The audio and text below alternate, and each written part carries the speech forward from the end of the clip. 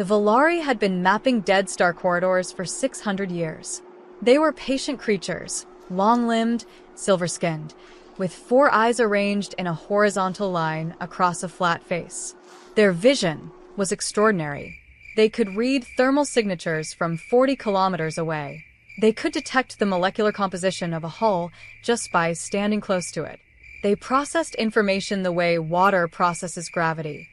Naturally, inevitably, without resistance. Commander Serethvel stood on the observation deck of the Volari flagship, Undying Patience, and stared at the object drifting through Sector Corvin 7 like it owned the vacuum of space. It did not make sense. Some things fail to make sense because they are complicated, but that's not the case here.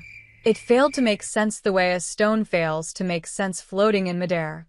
It violated the foundational expectations that 6 centuries of spacefaring science had built into every Volari engineer, physicist, and navigator, as it defied the laws of physics that govern the operation and stability of spacecraft. The object was a ship. A warship, clearly. It carried weapon arrays along its spine the way a predator carries teeth, not decoratively but functionally. Honestly, without apology. Its hull was layered and uneven, as if it had been repaired multiple times by people who cared more about results than looks.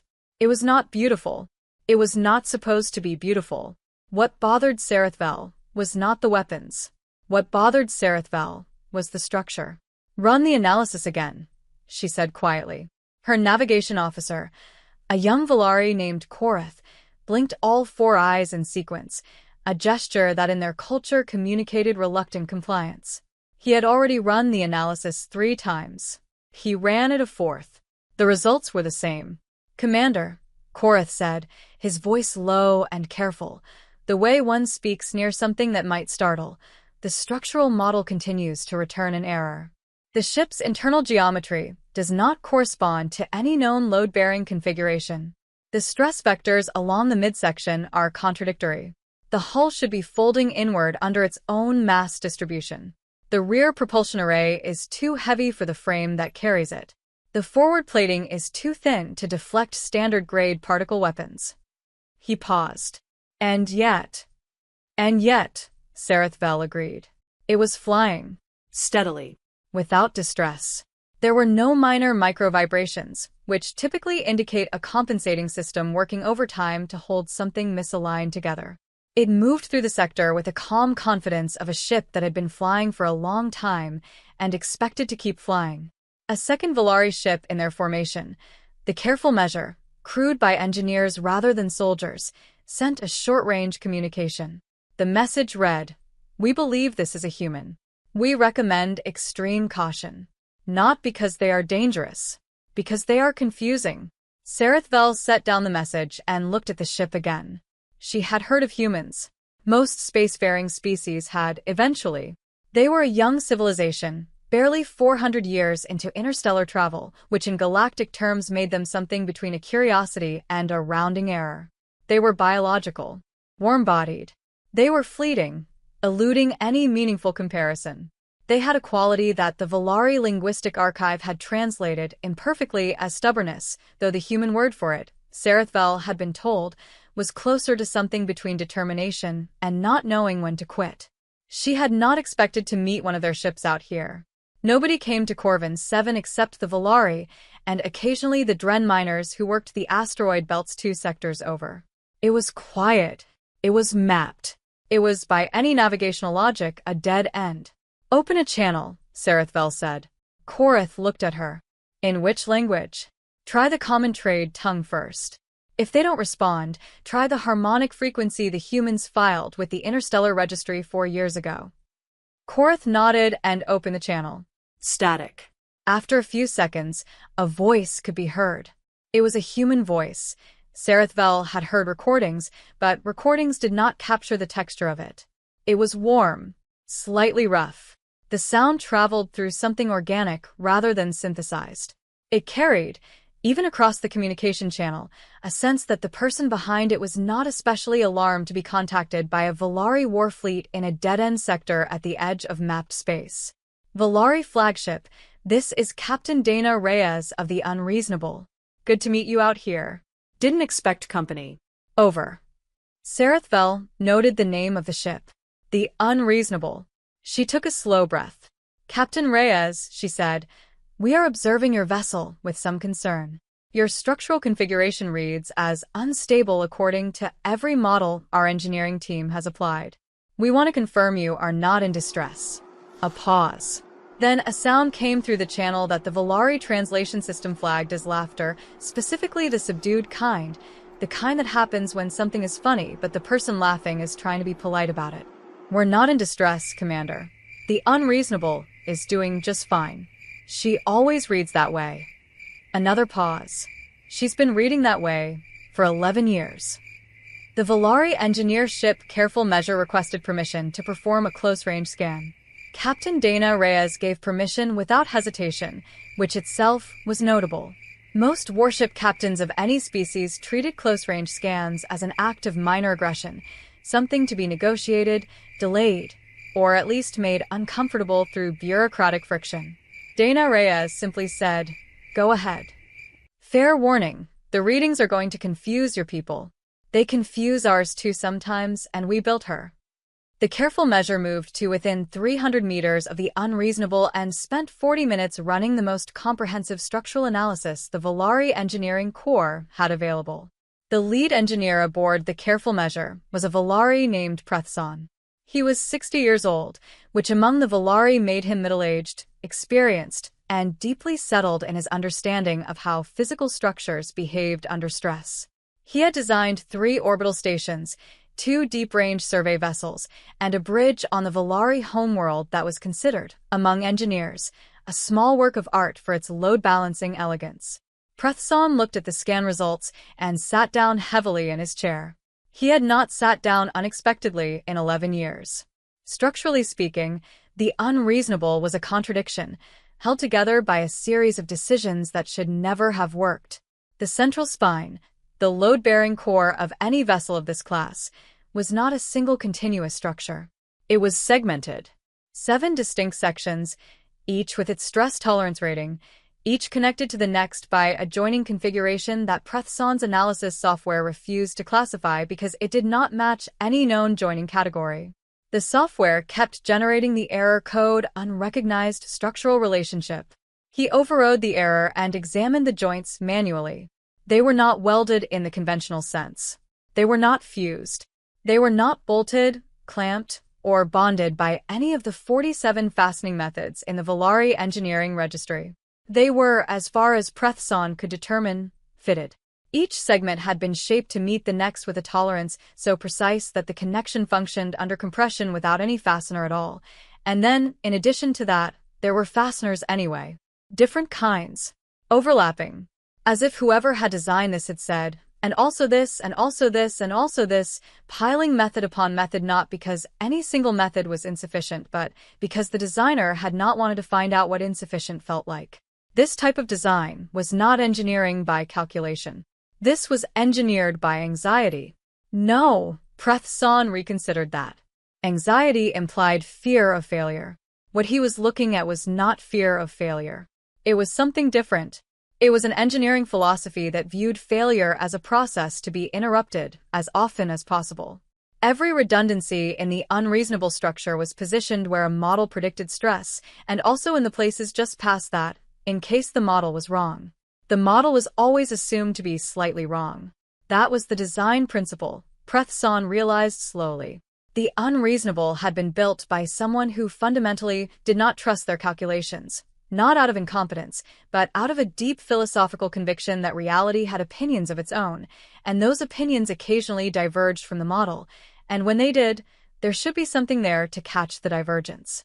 It was, in a purely formal sense, irrational. In a purely functional sense, the ship had been flying for 11 years. Prethson wrote up his preliminary report and sent it to Commander Serethvel. The final line of the report read, "I do not know how this ship works. I know that it does work. I am not certain those 2 facts are related in the way I previously assumed they had to be, as my understanding of the ship's operation may not directly impact its functionality or my ability to navigate it effectively."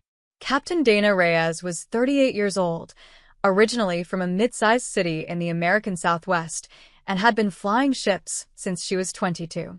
She had a quality that her crew described, depending on their mood, as either unshakable or slightly unreachable, a composure that sat in her face and posture, like something load-bearing, like one of the joints in the unreasonable spine, holding things together through fit and presence rather than visible effort.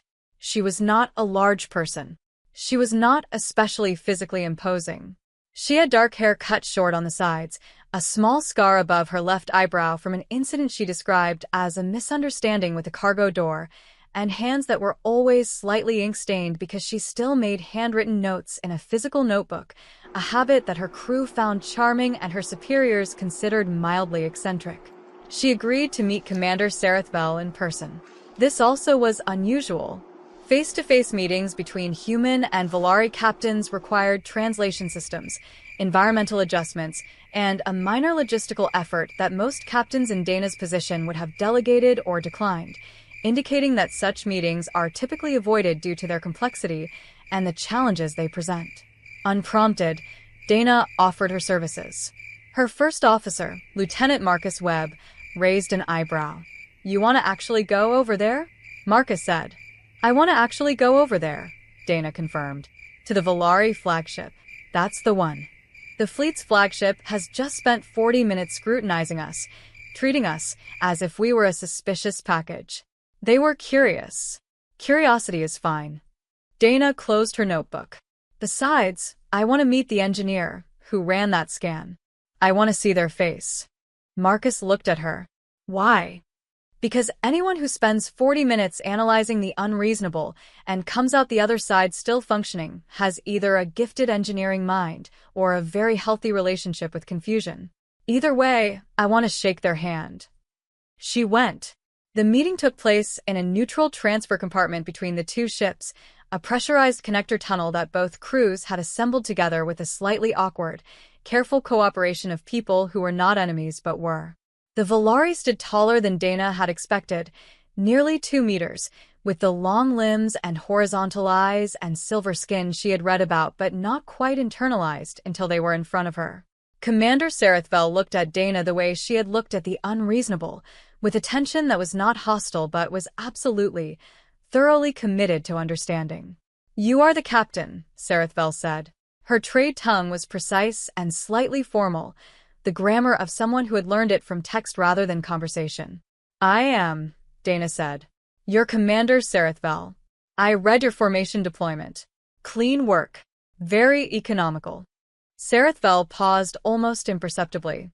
Human captains they had never met typically did not compliment Volari captains on their formation deployment in opening sentences before any formal greeting had been exchanged. "Thank you," Sarethvel said, carefully. "I wanted to meet your engineer," Dana said.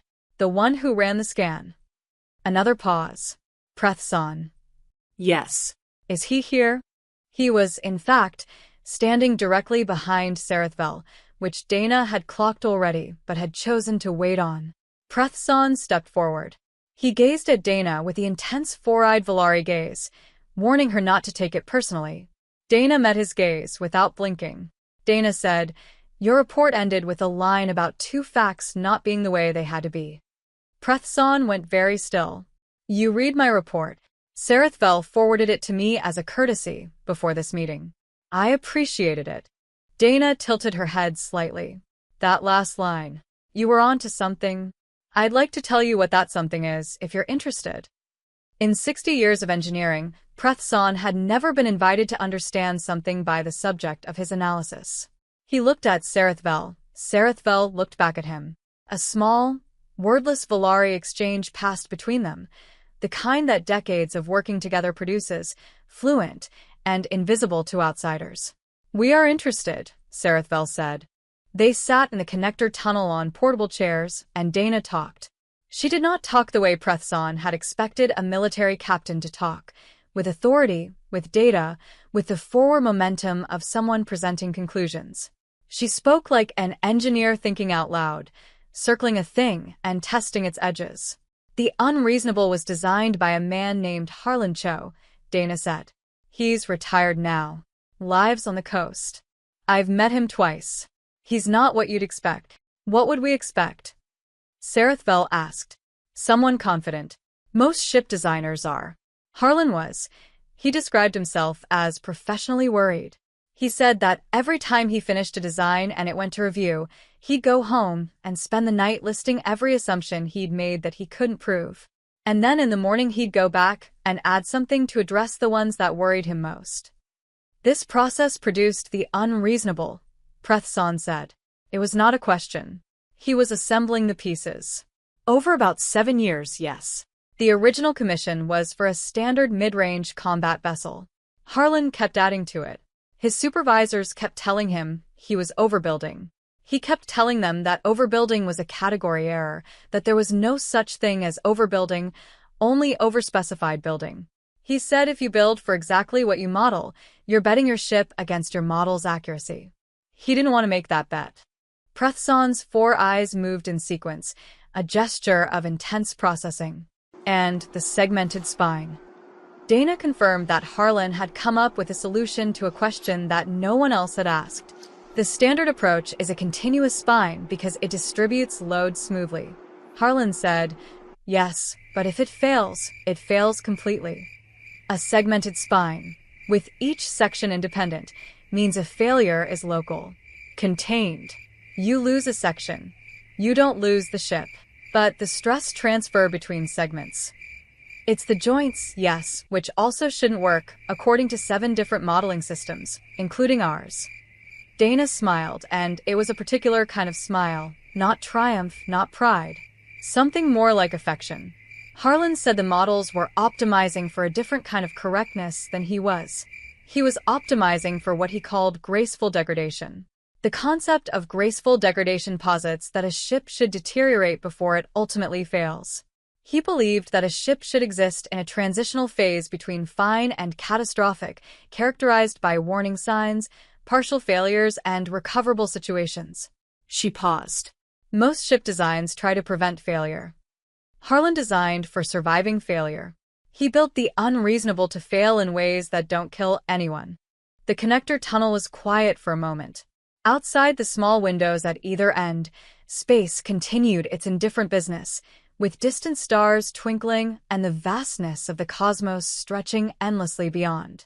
Prethson said, very slowly, in 600 years of Volari engineering, we have never used that framework. I know, Dana said. I read some of your technical literature before this meeting. Your ships are extraordinarily precise. The tolerances are remarkable. The modeling accuracy, honestly, it makes our engineers feel slightly inadequate. She said this without apparent resistance as information.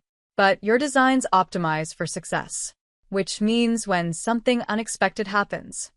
We have not built for it, Prethson said.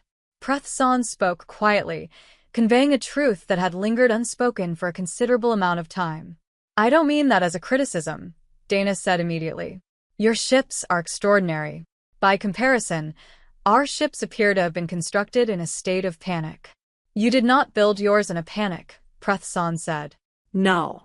We built ours by an afraid man that reality was going to disagree with him and wanted to be ready for the disagreement. Dana folded her hands on the table. Turns out that's a useful thing to be ready for. Nobody had said yet why either of them was in Corvin 7. It came up, eventually, the way practical things always surface through interesting conversation, not as an interruption but as the reason the conversation was possible at all.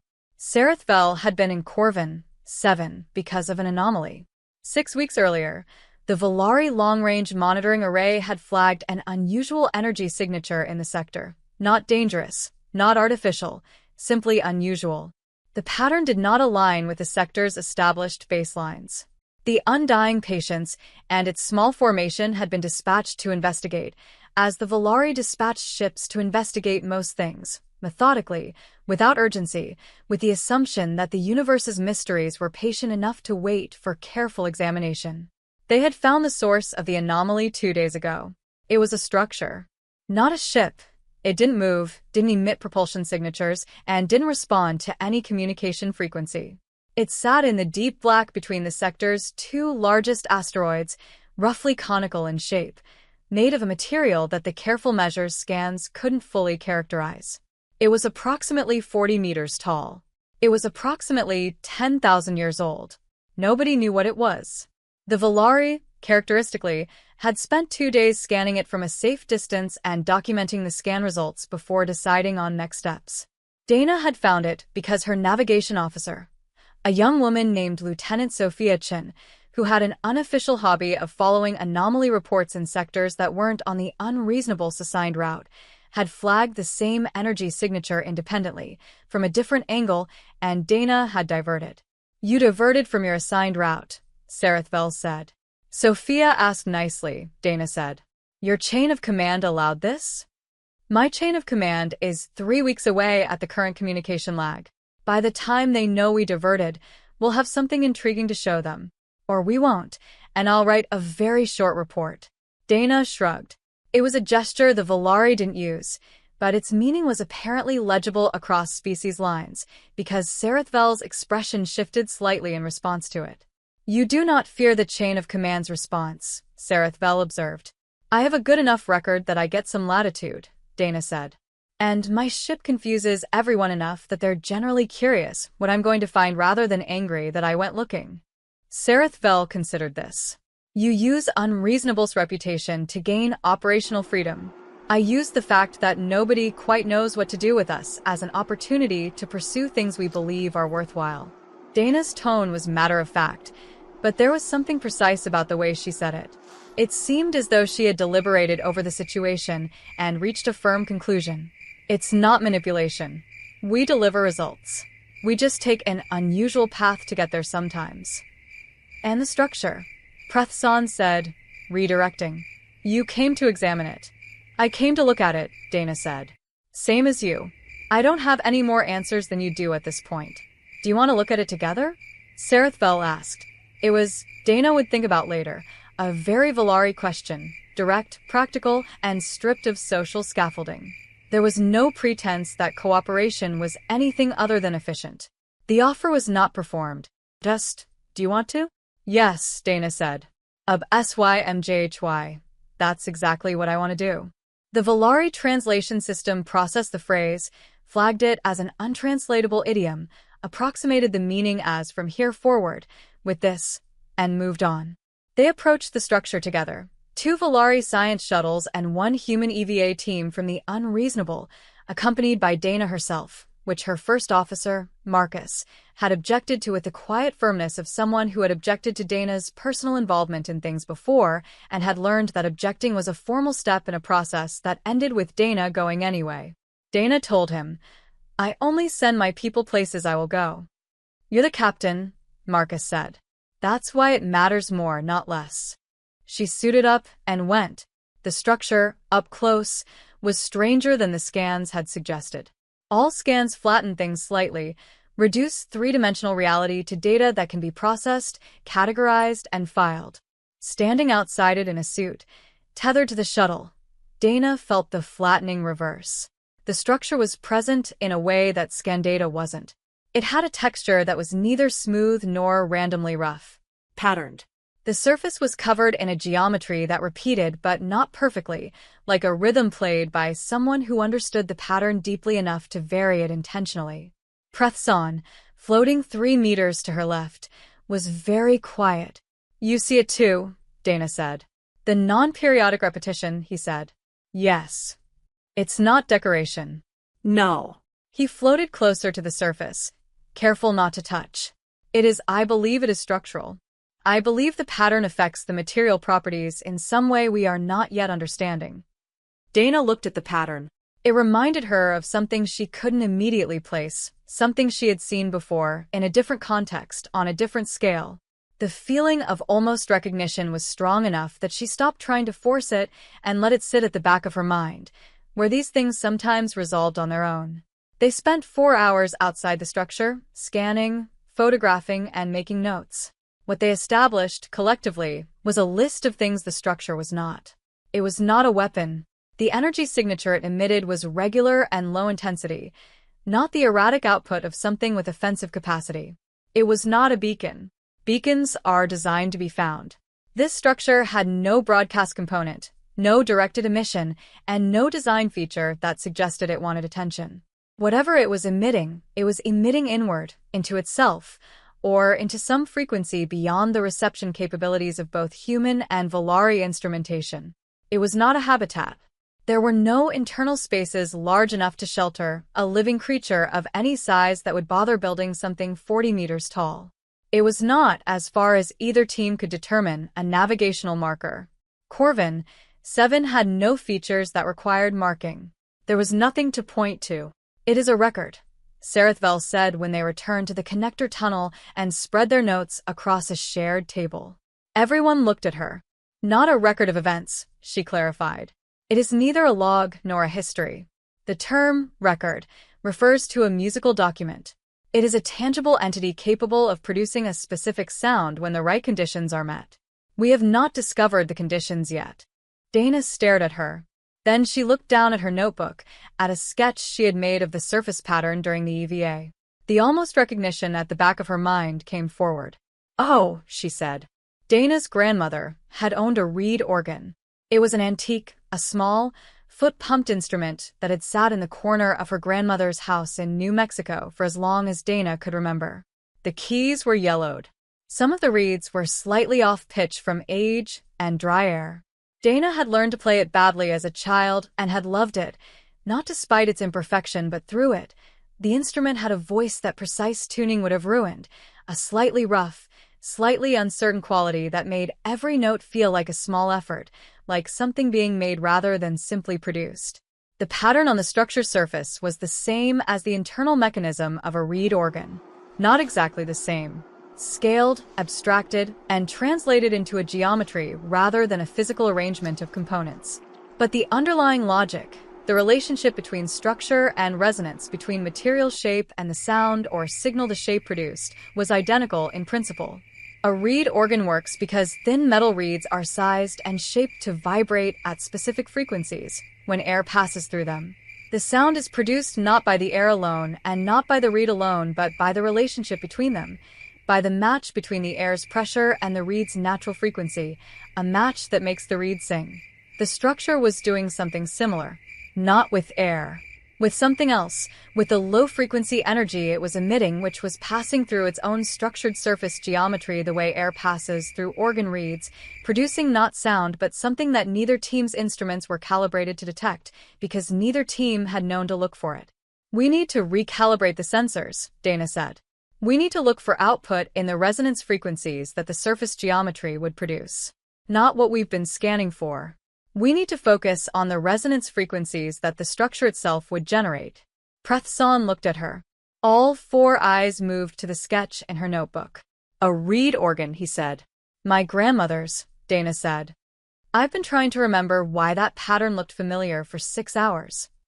You recognized it. I spent a lot of time staring into that instrument as a child. It's not the kind of thing you forget. She tapped the sketch. The scale is different. The material is different. The medium is different. But whatever built this was working from the same physical principle. That structure can be shaped to have a voice. If you shape something correctly, it will speak at the appropriate frequency, and this frequency will reach the intended listener. There was a silence in the connector tunnel. Who is the right listener? Serethvel asked. Dana looked up from her notebook. That's the question, isn't it? They recalibrate D. It took 6 hours and a collaboration between Prethson's engineering team and the unreasonable sensor specialist, a quiet, thorough man named Technician James Park, who communicated with Prethson through the translation system with a focused economy of 2 people who have found a shared language in a technical problem. The recalibration required building new processing parameters from scratch because the frequency range they were targeting was one that both human and Volari sensor systems had always treated as background noise, present, acknowledged, filed as environmental static, and ignored. In both cultures, the assumption had been that background noise was not information. That signal was distinct from static. The universe was believed to communicate clearly when it did communicate at all. The structure had been broadcasting in the background noise for 10,000 years. When James Park finished the recalibration and ran the first clean scan, the output came through not as sound, They were in a vacuum, and sound was irrelevant, but as a signal pattern that the analysis software, once given the right parameters, resolved into structure. Not language. Not numbers. Structure. The signal was a shape. Technically, the signal was a four-dimensional shape, consisting of 3 spatial dimensions and 1 frequency dimension, but it appeared in the analysis display as a rotating 3-dimensional form, which the software gradually constructed, point by point, as it processed the data. Everyone in the analysis room watched it build. It was a map. It's not the place. Of a process. 10,000 years ago, a sequence of events occurred in this sector. A collision between 2 large bodies, a debris field, a gravitational interaction between the debris and the sector's small star, and a chain of smaller events, which gradually, over hundreds of years, produced the current distribution of asteroids and dust that made up Corvin 7 as it exists today. The structure had recorded the birth of this sector. It had been placed here, by someone at the moment of that formation, and it had been playing the record of it ever since, in a frequency that nobody had thought to listen for, waiting for a listener who would recognize what they were hearing. "It's a witness," Dana said softly. Nobody spoke. "Something put this here to watch," she continued. "To record. To remember. This was not for us, not for humans, not for Volari, nor for anyone in particular. This was intended for anyone who arrived and demonstrated the patience to listen attentively." Sareth expression was unreadable across the translation of alien physiology, but her voice, when she spoke, carried something recognizable, something close to wonder. 10,000 years. 10,000 years, Dana agreed. And we almost missed it because we didn't expect the message to be in the noise. Prethson was looking at the rotating shape in the display with the expression of an engineer confronting something that rearranged the furniture of his foundational assumptions. "The structure is still functioning," he said. "After 10,000 years. The material, the geometric patterning, has not degraded. Because it was built the way Harlan builds things," Dana said, and there was something in her voice that was not quite a smile, but occupied the same space. "This assumes that reality will have opinions about it. The design was designed with sufficient redundancy to ensure that local failures did not disrupt the function." She paused. "Whoever built it was professionally worried." Prethson turned to look at her. Something passed between them. Not words, not even the near-wordless exchange that Prethson and Sareth shared from decades of work together. Something newer than that. The exchange was akin to the beginnings of a language. "Ab Symjhy," Prethson said carefully, pronouncing it with a slightly formal accuracy of someone using a phrase they had just learned and wanted to use correctly. Dana blinked. Then she laughed. The full version, not the polite, subdued kind. "Where did you learn that?" "The translation system flagged it 6 hours ago. I asked for clarification on the approximate meaning." He paused. "It seemed correct for the moment. From here forward, with this," Dana said. "Yeah. That's about right." 3 weeks later, Dana filed her report. It was, by the standards of official military documentation, an unusual report. It covered the discovery of the Corvin 7 structure, the recalibration process, the map signal and its content, and a proposed joint Volari human research mission to analyze the structure more thoroughly and search for others like it. The signal's characteristics suggested the structure was one of many, placed across a wide region of space by the same builders in the same era, all playing the same kind of witness record into the same ignored frequency. The report also contained a section that Dana's superiors would later describe variously as philosophically intriguing, practically relevant, and characteristic of Captain Reyes. It was titled Notes on Design Philosophy and the Limits of Modeling. In it, Dana wrote about Harlan Cho, about the unreasonable, and about the conversation in the connector tunnel. She wrote about the Volari engineering tradition of building to prevent failure and what it cost them, not in bad outcomes, because the Volari were extraordinary engineers and their ships were excellent, but in preparedness for surprise. She wrote about the structure's 10,000-year survival and the design principle it demonstrated. She wrote about the reed organ. She did not write about it as a human advantage. She was specific about that. She wrote about it as a difference, A place where human engineering culture, shaped by scarcity and short lifespans and a species-level history of things going wrong in unexpected ways, had developed a particular sensitivity to failure that other cultures had not needed to develop and therefore hadn't. "We are not better engineers," she wrote. "We are engineers who have been failing for a long time and have gotten thoughtful about it. That is not a trophy. It is a history. And shared histories are how two different kinds of thinking eventually become one broader kind of thinking that is better than either was alone." The structure in Corvin 7 was not broadcasting to humans. It was not broadcasting to the Volari. It was broadcasting to anyone who arrived ready to hear something they hadn't thought to listen for, such as the unique frequencies that resonate with those attuned to the structure's signals. "We heard it because an engineer from New Mexico with a grandmother who owned a reed organ happened to be in the right place. That is not destiny. That is probability applied over enough time and enough different kinds of people looking. We should keep sending different kinds of people to look at things. The universe has opinions." We should have staff for that. Commander Sarethvel read the report in full. She sent Dana a short message. Volari messages were almost always short, because the Volari found brevity respectful. That read, "Your report has been distributed to the Volari Engineering Corps. Prethzon has requested your permission to cite the reed organ analogy in his next technical paper. Also, your ship still does not make structural sense. This issue is now documented as a feature rather than an error." Dana read the message in her cabin, sitting at the small desk where she kept her notebook. She wrote back, "Permission granted. Tell Prethzon that the reed organ analogy belongs to my grandmother. He should cite her." She thought about Harlan Cho, retired on the coast, professionally worried for 70 years, who had built a ship that confused everyone, including the people who built it, and whose anxiety had turned out to be a form of wisdom that neither he nor anyone else had fully articulated until a 10,000-year-old stone instrument in a dead-end sector played it back to them in a frequency no one had thought to listen for. She opened her notebook.